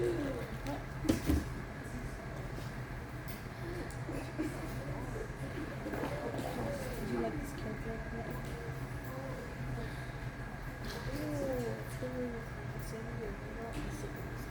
What? It's giving what now? All right, we're going to look at some pictures next. So, starting way up here, which one is this one you think? Black. Solid. Clearly it's black. This is considered solid. Solid can come in any color. Okay. Next, what do we think this one is? Silver and gold. This one is actually your silver and gold. I know that this one can be deceiving. This one is not going to make sense to you guys. Is it going to look like that white? I want you guys to look into some variations of these color divisions. Next, we have our shades and smokes. These can look differently. They are not always going to look the exact same as this. Next one, what's this? Tabby. Tabby, that one's easy. We have that really distinct M, that striping on the head. Get some water, buddy. Get a drink. he wants to play more. What do you guys think this one is? Party color. Party color. So this one can kind of mimic, in a way, a calico patterning, but it is very different. So think of like confetti, right? Party color, like you threw all the colors in there at one time. The cat is just party color. Many colors. Blended out. Yeah, pretty blended. Next one. Bicolor. Bicolor, that one's easy. 2 colors, very clear. Lastly, we have the Himalayan, which is going to have those color points. So that dark face, ears, toes, tail. But again, that color can change. Is there like Nope. Look into it. Next, we have some health concerns for these Persian. And because Alec face, they have respiratory issues. They're also going to have that increased eye discharge or nasal discharge. This means you have to clean their faces out. You have to clean those rolls out. You don't want your cat to look like this and to suffer, or to have the eye seal itself shut because you didn't clean it out. They are also prone to dental disease, as well as some nail issues and some hair coat issues. So these can vary. Usually it's going to be due to the keratin properties. So their nails grow fairly fast, and their hair can either grow fast or slow, or they can have like dry skin or really oily skin, just varying hair coat disorders. And lastly, the polycystic kidney disease that we've already talked about. why does it overburn out? Like, can you just clip them? Yes, So why is that? their nails grow faster.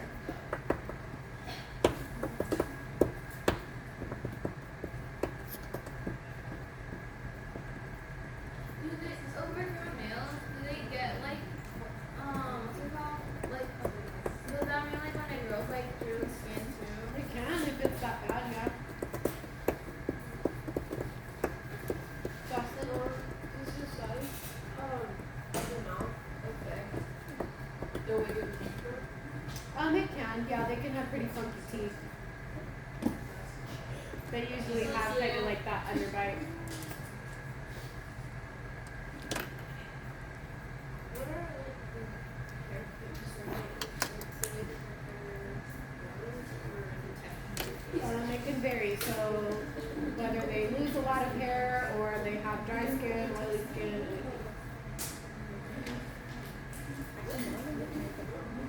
Are you guys ready? Yes.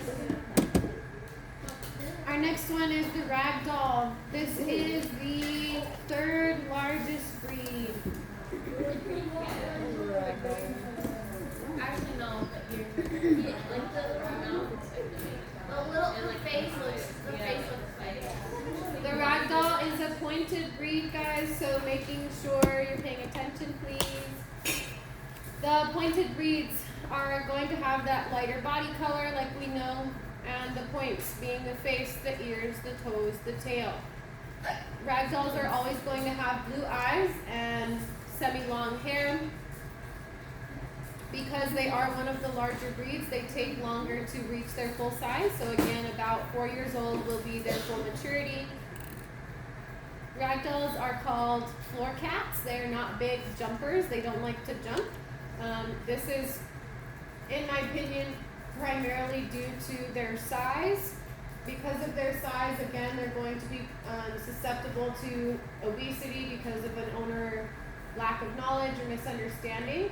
With that obesity or with that increased size, they're going to have joint issues. They're not going to feel the need to jump up high. They're kind of a lazy cat, if you will. They're called a ragdoll.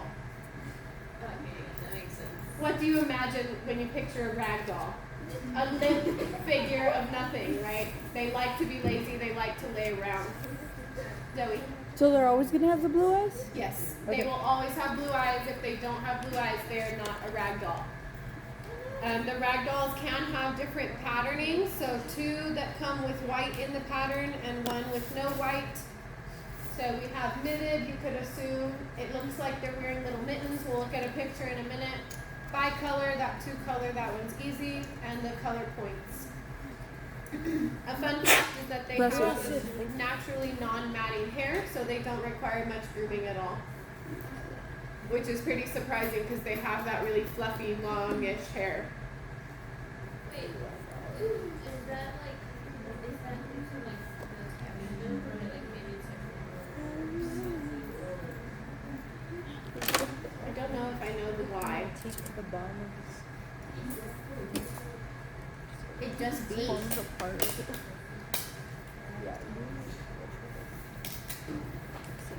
A very cool box. Sound like support? Ready? Not yet. Not yet.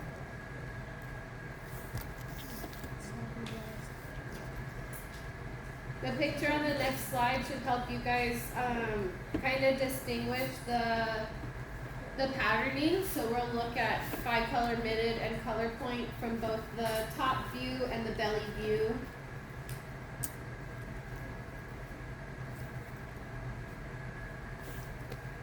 is that pointed like color is it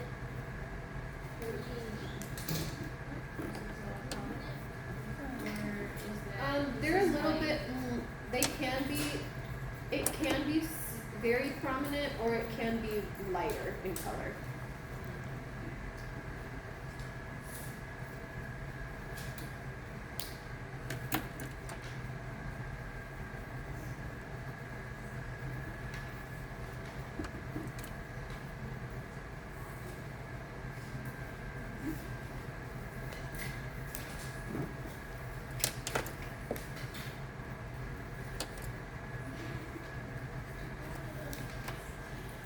Ready?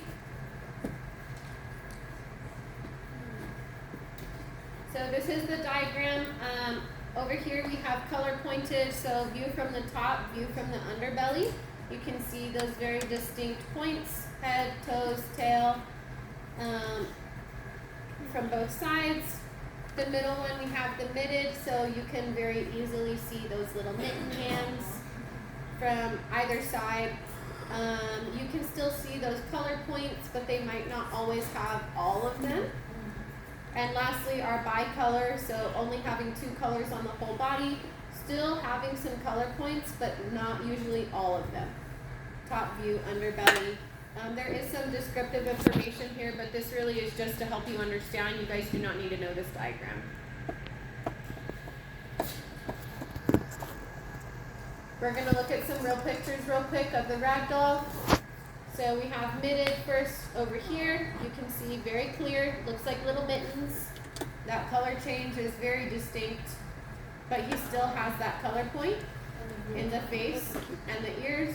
Not so much in the tail or the back legs, but still pretty prominent in the face. This guy is going to be considered a pointed seal. This is just the variety. So not necessarily the center of the face, but the ears, the tail, still color points. Seal is the color here. Pointed is the pattern.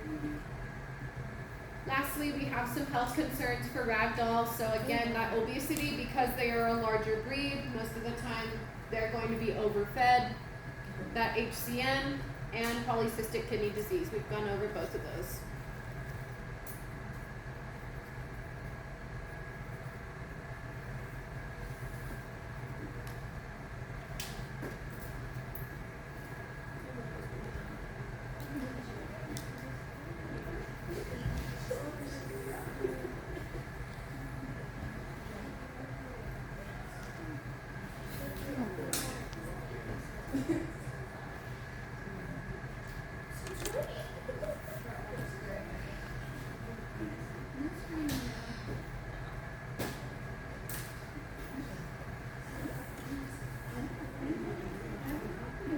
We've already done like 12 breeds. Usually behind.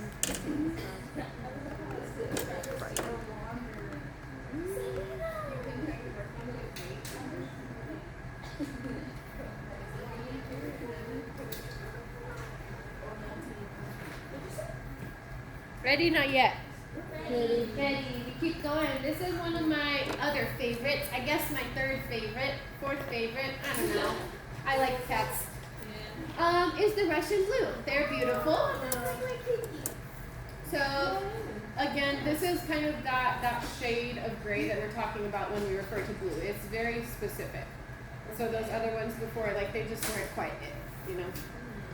So the Russian blue, they again are going to have a singular eye color, gooseberry green. If they do not have gooseberry green, they are not a Russian blue.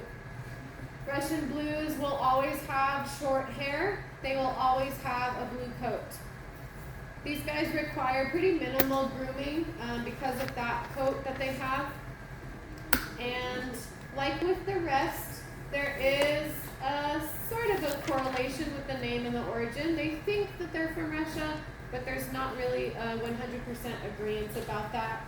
But either way, they're called a Russian blue, and we think they're from Russia. I'm gonna draw it extra pretty so that will be eaten. Yes. So these cats have no color variation whatsoever. They're Correct. just always like that. Always, always, always going to be blue.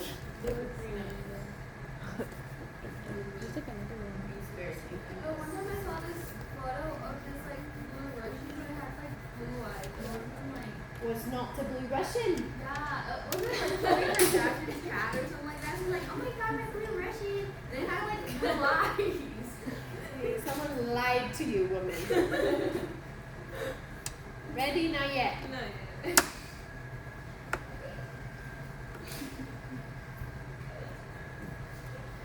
When I told my mom that, she showed me that picture. So, you asked me about the color changing one, but it's this one. It's about it.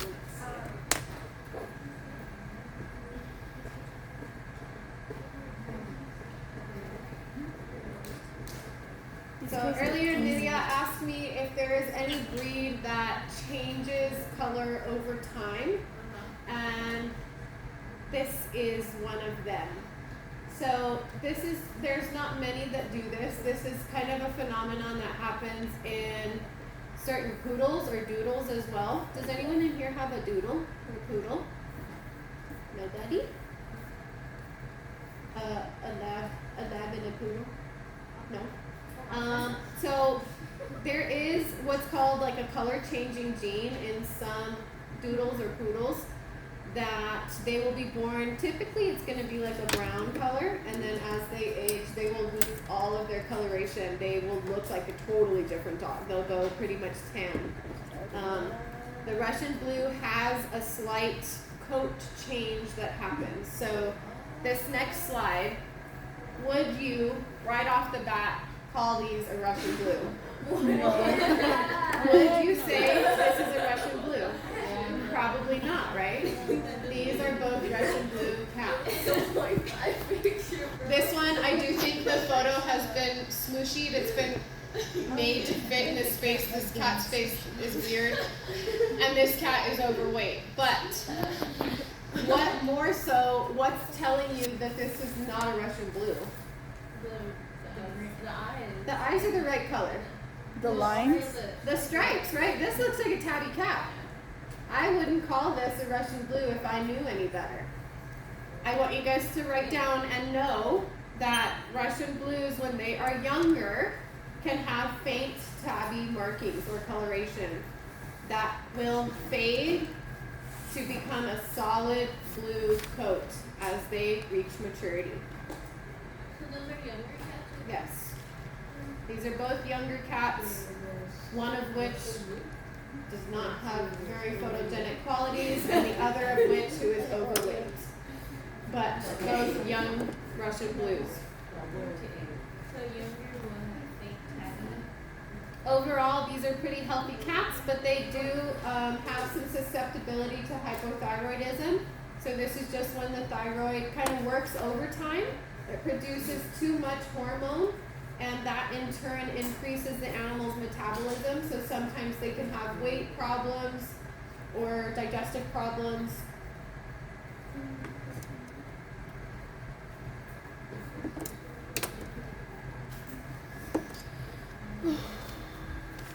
Ready? Not yet.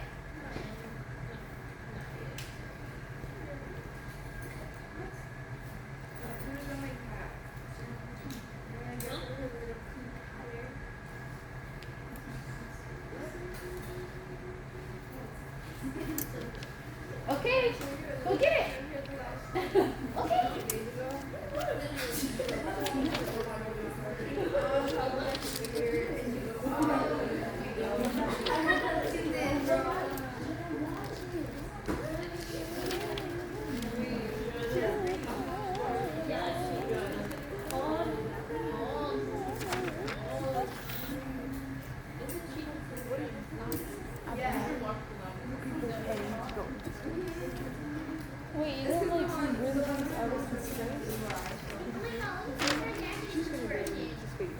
Okay. Go ahead, I guess, but like, do you think they should be called astronauts? It's like if I bought a plane ticket and I'm like, oh yo, I was the pilot. Space tourism, I think it's stupid. It shouldn't happen. Because you can use those resources for astronauts. That's true. Miley Cyrus, bro. The bro is as big as a wrecking ball. Like it's going away. Yeah.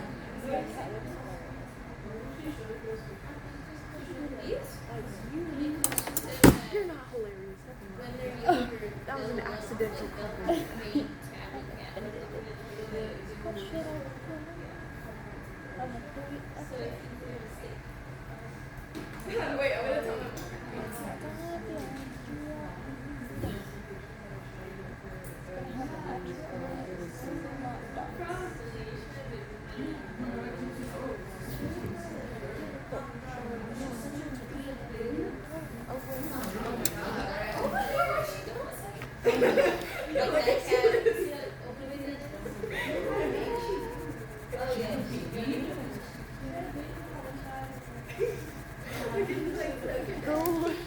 I'm repurposing, okay?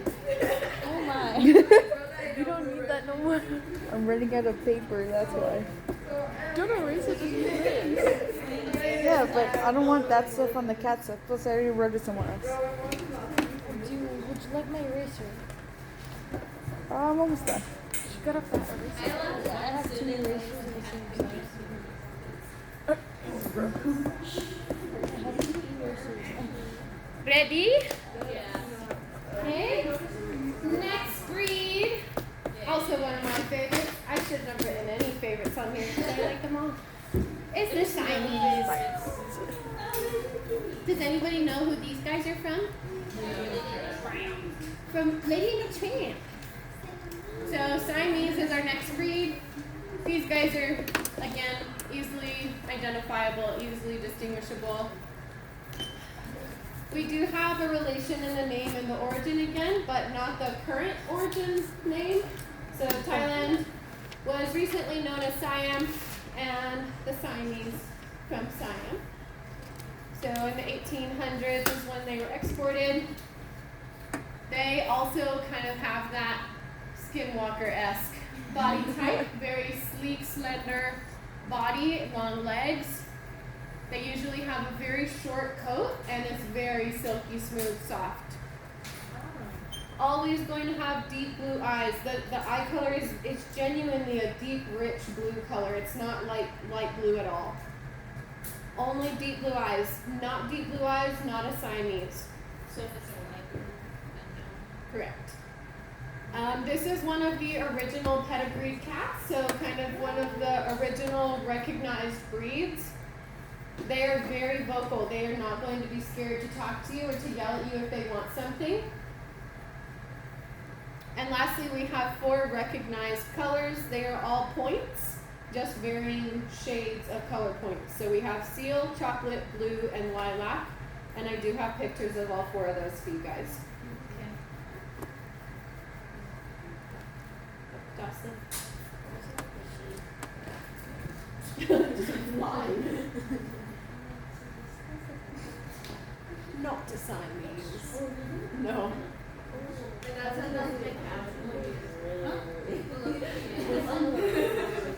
What? Huh? I can look into it more, but I know it's not a Siamese. I mean, the head shape alone, the body shape alone, even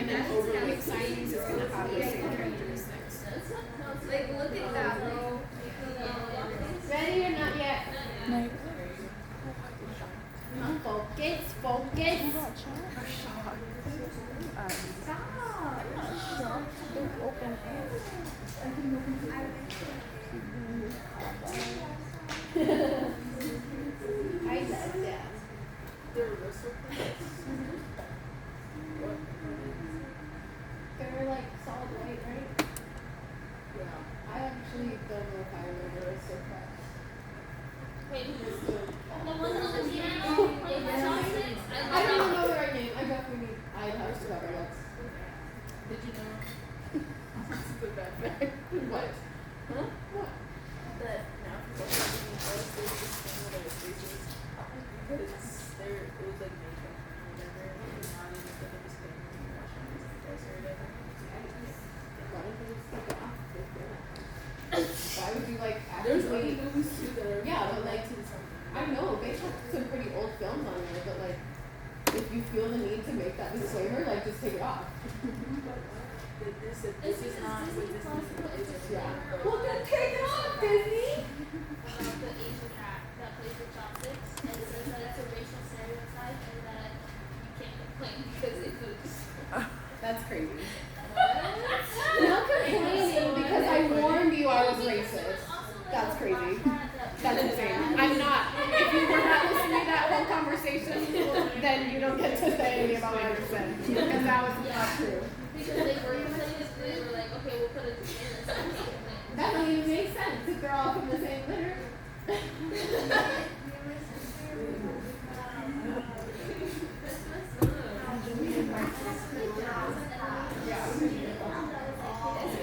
Ready?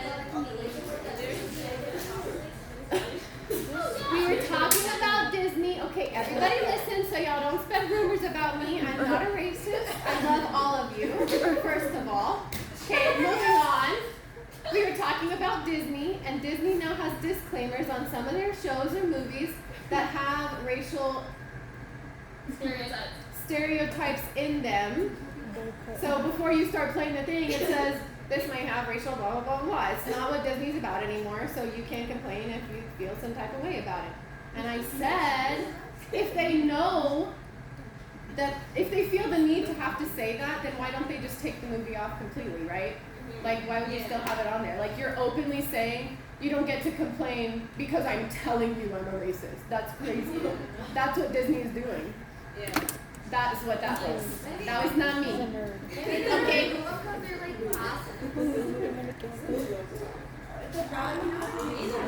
Yeah. Alright, let's look at these photos, guys. Siamese point colors. So we have blue is always going to be that same shade of gray on the points. We have seal. We have chocolate, and we have lilac. Wait, can I go back to... Lilac is very, very light gray. Chocolate and seal are a little bit similar, but seal is a lot more rich, a lot more deep in color. And then blue is it? They have very, very like skinny feel. Yeah. They're skinny overall. All of their features are pretty slender. Alright, so we have some health issues now. The most common health issue that these guys have is being cross-eyed. They will typically be born cross-eyed. In animals, there's not really a fix for cross-eyed. They won't really go to the lengths to fix a cross-eyed animal. Most of the time, it's not going to necessarily affect their vision itself as much as like their depth perception. So they still might run into things even if they can see them because they can't tell how far or close away they are. So, but they can see like clearly. Yeah. They just don't have what you said. Correct. These guys also are susceptible to retinal atrophy, so that progression of the eye decay. And this is a fun fact, they are more sensitive to anesthesia than other cats, so this would be a good bit of information for an anesthesiologist to know. You don't want to give a Siamese the same amount of anesthesia as you would a typical cat. You'll knock them out for way longer or cause complications with that animal being put under. So they're born with the cross-eye? Correct. Most of them, yeah. Wait, Okay. really? Yes. Like, and they have nothing to fix that? What do you mean? They don't have any surgery that they can do to... There is, but it's not, I've never seen it done in animals. Like in humans, they'll try first with like opposing patches over the eye and certain glasses, but I mean in animals, I feel like most of the time it's not worth it. I'm pretty sure you have to cut in the back of the eye to allow it to reposition correctly. Go ahead.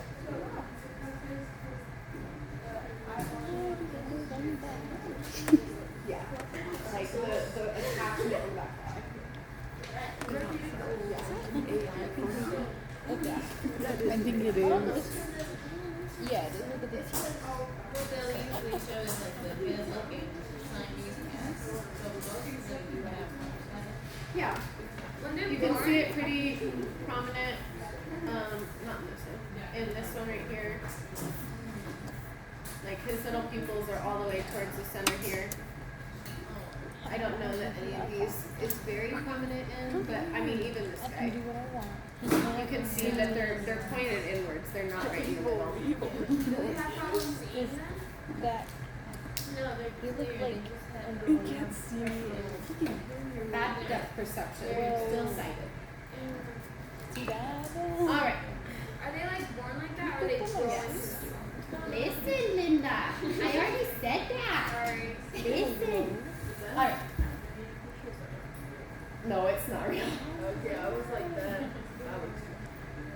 I just have some extra photos here for you guys because I love how these guys look.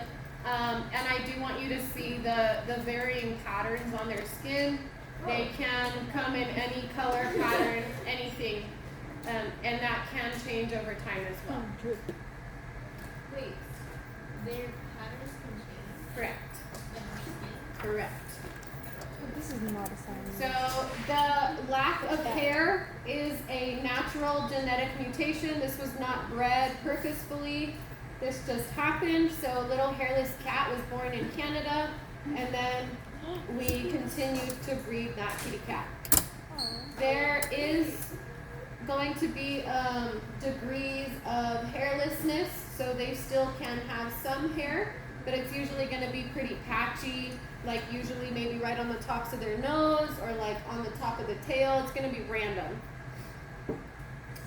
As I said, they can have any color and any pattern, and these can develop as they get older.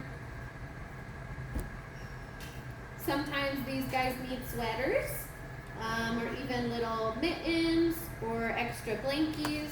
They're little naked mole rats, right? They need extra warmth, they need protection. I know they look pretty fragile, but overall they're not fragile. They're pretty sturdy, strong, if you will. But they do require a lot of skin care. So they require oils for their skin to not become cracked or damaged. They also are pretty prone to sunburns. Obviously, they're just very exposed. And I have some other skin conditions and other health issues on the next slide. They get little blackheads on their chin. They do. They're very prone to blackheads. Another thing that they have to do, so they do require pretty frequent bathing because you're constantly applying oils to their skin. But with that also comes excess oils.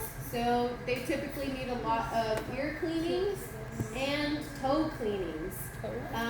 There is going to be kind of a bit of skin that covers the top of the nail. And if you shift back that skin where the nail grows, you will almost always on a Sphinx, if they haven't been cleaned recently, find a clump of oil and skin cells. So you have to kind of scoop the skin back where the nail exits and clean out those little clumpies of oil. Some sensitivity. Yes. Ready? Not yet.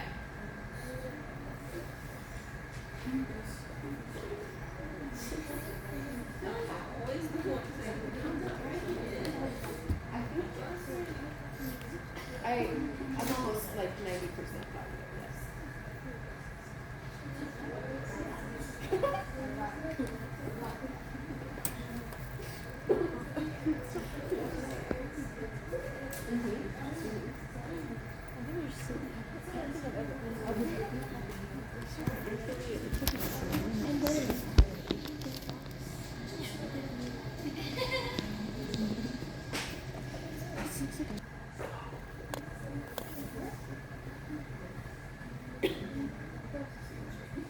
Yeah, Paula.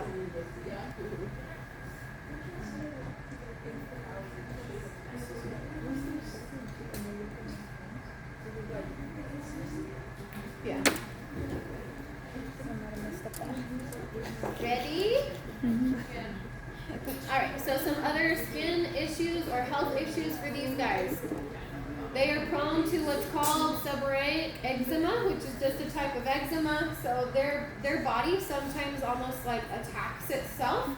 The cells that respond to inflammation or to damage can sometimes like overwork, and they will develop this urticaria pigmentosa. So you'll see that red, splotchy, itchy. They will usually kind of respond to them.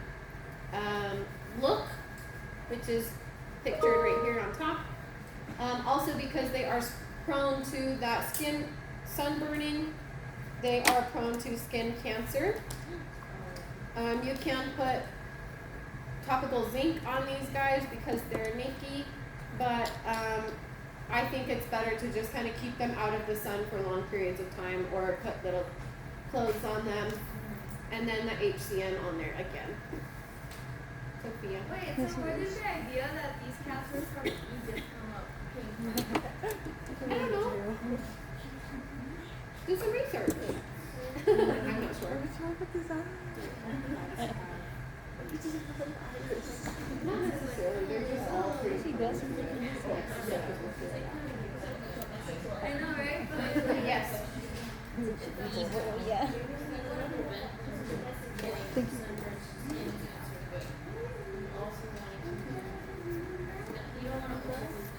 You don't want to over what? All right.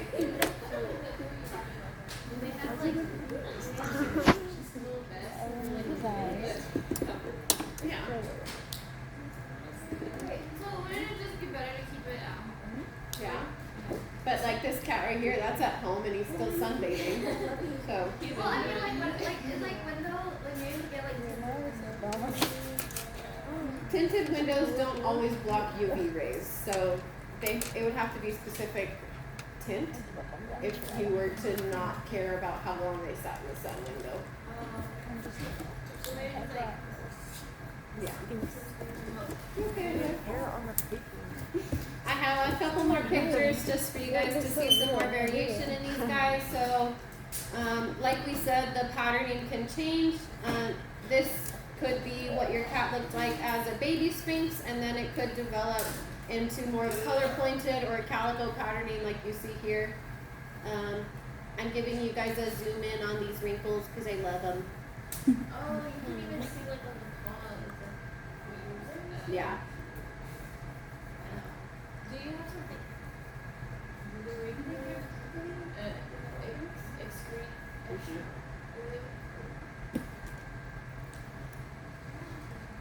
Ask again. Do the wrinkles excrete extra? Not necessarily secrete, but they can contain it over Yeah, time. right? if they're cleaned. Why is it so is there weird? such thing as like baby powder for little cats? 'Cause you know how like they put it like under the That would dry them out. You're using a lot of oils, so powder would kind of be counteractive there. So they can start off with a little pattern. Correct. Is that No, random. Sometimes. Alright, I put this on here because he's cute.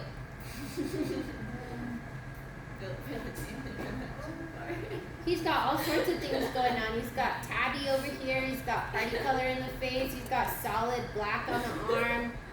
He's just random. I love it. Alright. This is the slide with all of the vocab terms, so you don't have to write all of these down. You should have written them down by now. They have been talked about throughout the PowerPoint, but you can kind of double check yourself to make sure you have all of them.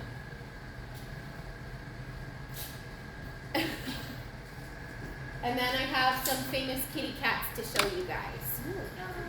So first up we have Lil Bob. I know she looks cute, but she was actually born with dwarfism, so if you guys do any extra research on any of these famous kitties, do it at your own emotional risk. She has very little paws that just barely go right here. Her tongue is always out. She always kind of has this expression to her face, but she is one of the famous cats. Her name's Little Bub. You guys can look up more information about any of these if you'd like. The next one I put up here for you guys is Hamilton.